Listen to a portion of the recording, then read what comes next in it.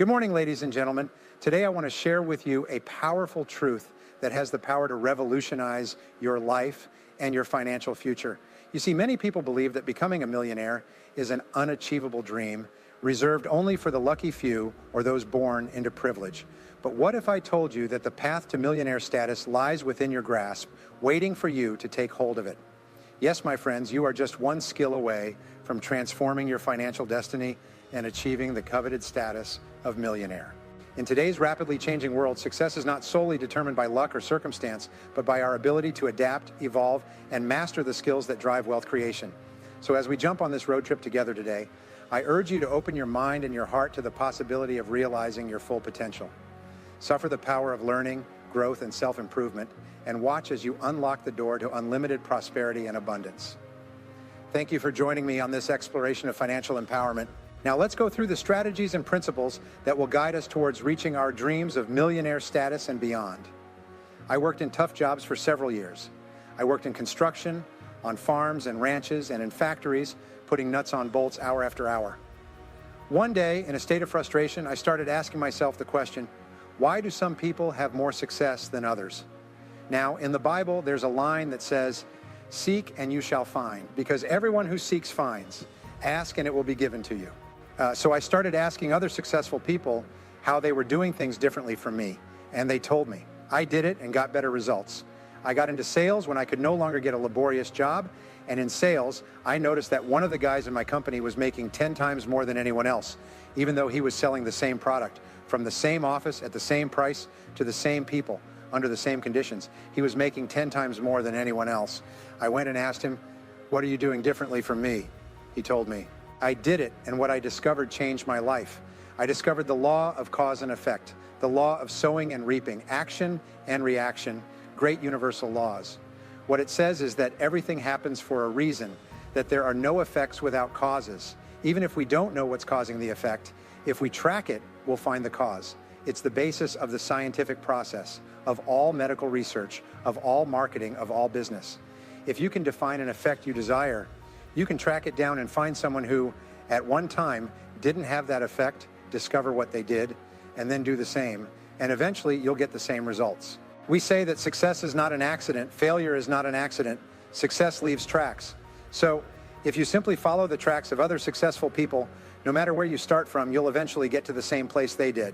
The two most important things we need to be happy and healthy are a sense of control, the feeling that we have control over our lives, that things happen for a reason, and a sense of coherence, the feeling that things fit together well. When I realized that the law of cause and effect explained everything, I got excited. In sales, I rose to the top of my sales force. I read, learned, attended courses, and most of all, applied what I learned. When I got into sales management, I read books again, took courses, sought advice, and when I got involved in real estate, import, development, manufacturing, distribution, and a series of businesses over the years, the first thing I did was ask, how does this work? How do people succeed in this field? Then I immersed myself, spent hours and hours studying, and did what the most successful people did. We say that nature is neutral, meaning nature doesn't care who you are. It doesn't matter if you're tall or short, male or female, black or white, educated or uneducated. Nature only cares that you do what successful people do, like following a recipe. Nature doesn't care. You follow a recipe and you get the dish. Isn't it fascinating? Nature operates on its own terms, indifferent to our status or capabilities in our society. Much like the concept of justice, it remains blind to individual attributes. Yes, there are countless individuals out there, perhaps less intelligent or talented than you, yet flying high on the wings of success. Why? Because they attach to the time-tested principles of achievement. It's a bitter pill to swallow, witnessing someone seemingly less capable surpassing us in wealth or stature. But here's the key: success leaves a signal. We must learn to emulate those who have gone before us, replicating their proven methods with endless determination. Let me highlight a crucial point. In my research on self-made millionaires, I've discovered a common thread. Nothing happens overnight. Success is a journey paved with difficulties and failures, but it's those who keep going, those who refuse to be prevented by initial setbacks, who at last overcome. So I ask you, what do you assume is the average number of trials a person makes before throwing in the towel on a new goal? Well, the average is less than 1 because most people give up before even trying once. They say, that's a great goal. I'd love to be financially independent, and then they give up. They don't even try because I can't because of this and that, and so on. And then they go to a wonderful place called Someday. Have you ever heard of Someday? Someday I'll start saving money. Someday I'll get out of debt. Someday I'll lose weight. Someday I'll start a business. Someday I'll take my finances seriously. And most people live in it. Someday. Your job and my job are to vote you off the island, right? And we started taking control of our lives. A few years ago, a major entrepreneur called me and asked me to give a talk for his 800 entrepreneurs who own independent franchises within his organization on how to become a self-made millionaire. I said, yes. When you're a young speaker, you agree to talk on any topic. I said, sure, I'll talk on that subject. And I was like most people when I was young. I wanted to be a millionaire by the time I was 30. And when I got to 30, I postponed it to 35. And when I got to 35, I postponed it to 40. And then I just stopped looking at it. I forgot about it and felt like the cards were stacked against me. I was around 38 or 39 when he called me and asked. I said, sure, no problem. And then I asked myself, what do I know about self-made millionaires? And this was shocking. I knew nothing. So I started studying them, finding out where they came from, what they did, how they thought, where they started, the decisions they made, and the kind of people they were. One of the things I learned is that becoming a self-made millionaire isn't the important thing. What's really important is the person you have to become a self-made millionaire. To become a self-made millionaire, you have to become a totally different human being. A friend of mine says that to achieve something you've never achieved before, you have to become someone you've never been before. And it's a really important idea.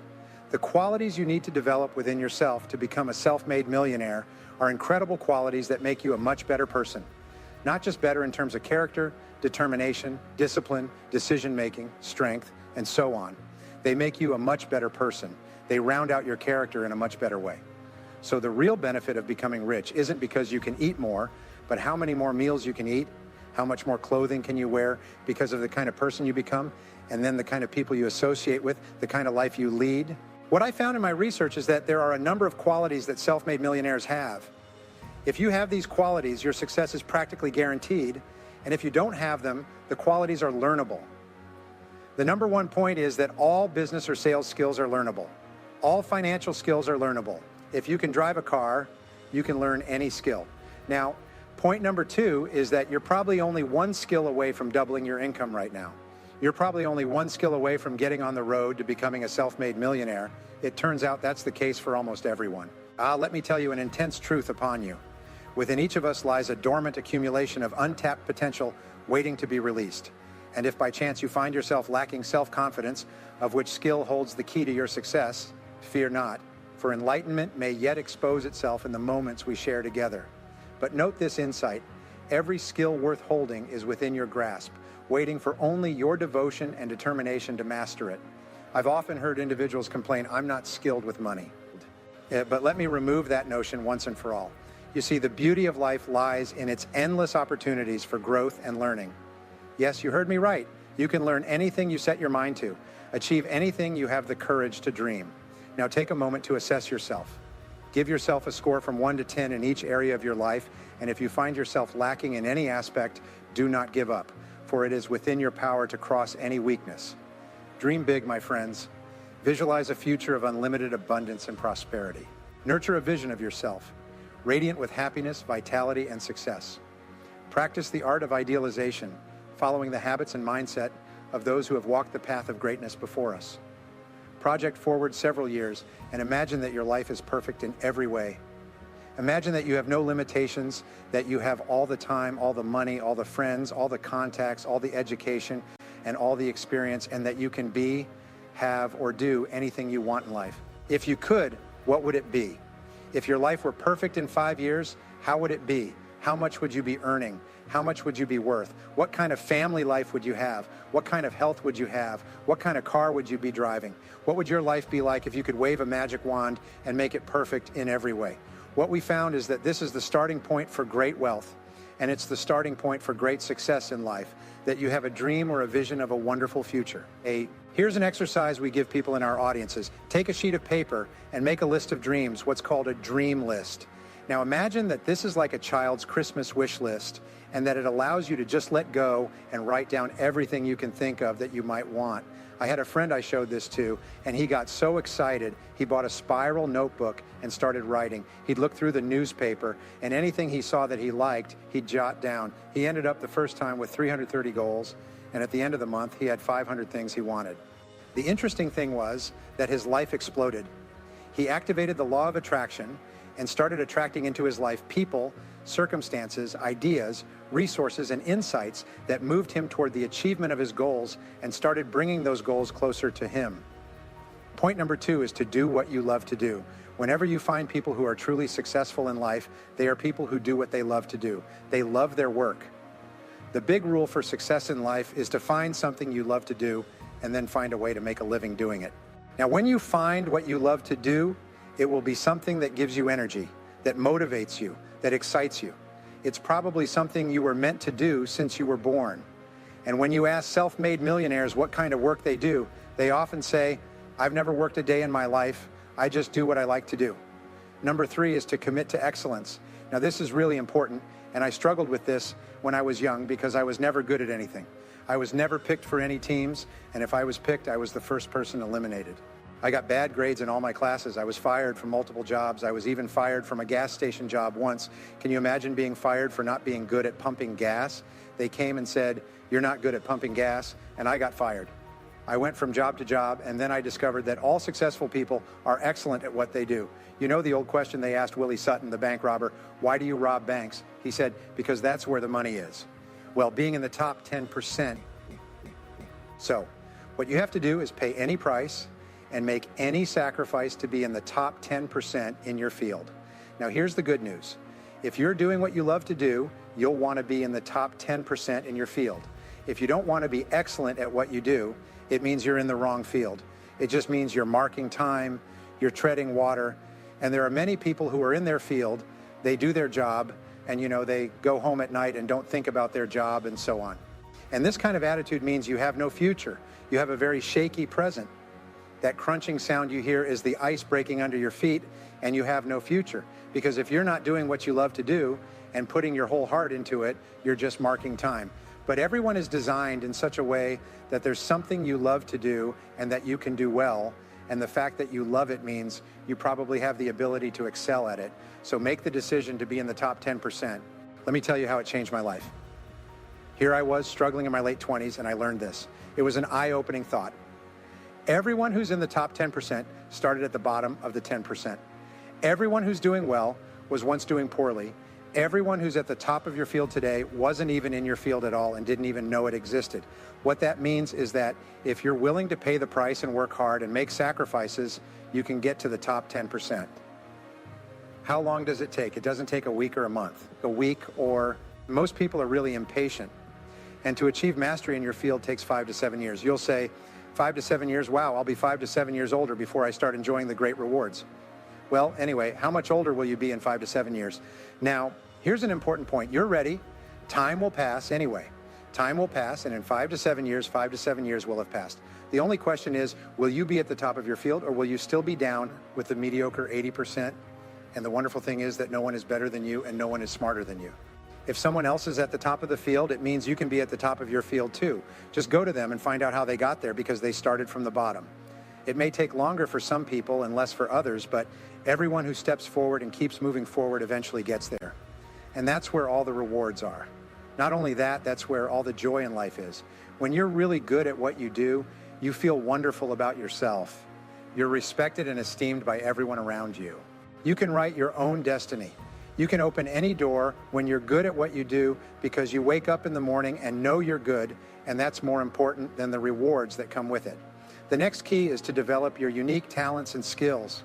Every person is designed from childhood with special talents and skills that, if developed to the fullest, will allow you to achieve anything you desire in life.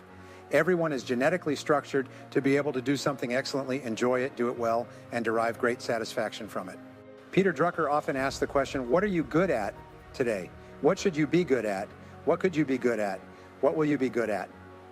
And one of the questions we ask is to look back on your life. What has been most responsible for your success so far? What has been most responsible in the past? What have you done? What has given you the best results? Because as we said before, success leaves clues. And if you look back on your past, you will often find indicators that will guide you toward your future. The next key to becoming a self-made millionaire is to see yourself as autonomous. It's seeing that you are autonomous. What we've discovered is that the top 3% of adults in our society see themselves as autonomous. They see themselves in charge of their own lives. When I started my career as a 21-year-old, working as a construction laborer, living in a one-bedroom apartment with no money, taking buses 2 hours each morning to get to work and 2 hours to get back, I still remember it. And I still remember a light bulb going on one night.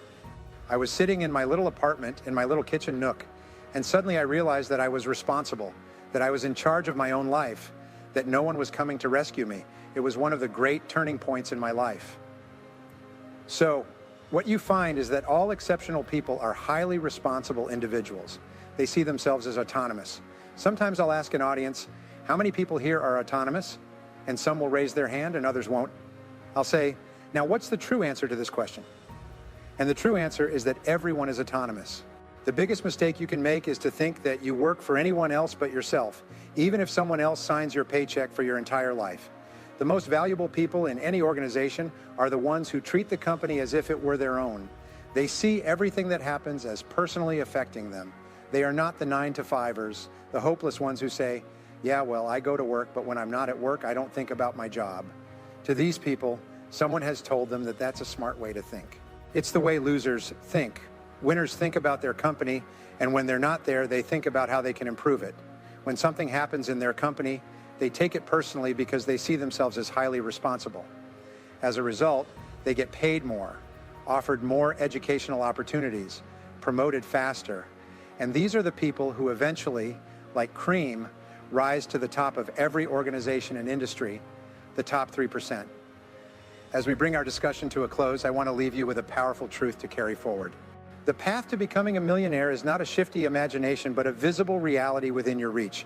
You have discovered today that you are just one skill away from opening the doors to wealth, abundance, and financial freedom. But remember, my friends, success is not simply a destination, but a journey of continuous growth and self-improvement. As you enter into your exploration for millionaire status, commit yourself to lifelong learning, relentless persistence, and unwavering determination. Accept challenges as opportunities for growth and never shy away from investing in yourself and your potential. Above all, pursue a mindset of abundance, gratitude, and generosity. True wealth is not measured entirely by the size of your bank account, but by the lives you touch, the contributions you make, and the legacy you leave behind. Thank you for joining me on this tour of discovery and empowerment. Now go forth with confidence, courage, and conviction, knowing that you are equipped with the skills, knowledge, and determination to achieve greatness. See you later, my friends, and may your future be filled with prosperity, abundance, and the realization of your wildest dreams.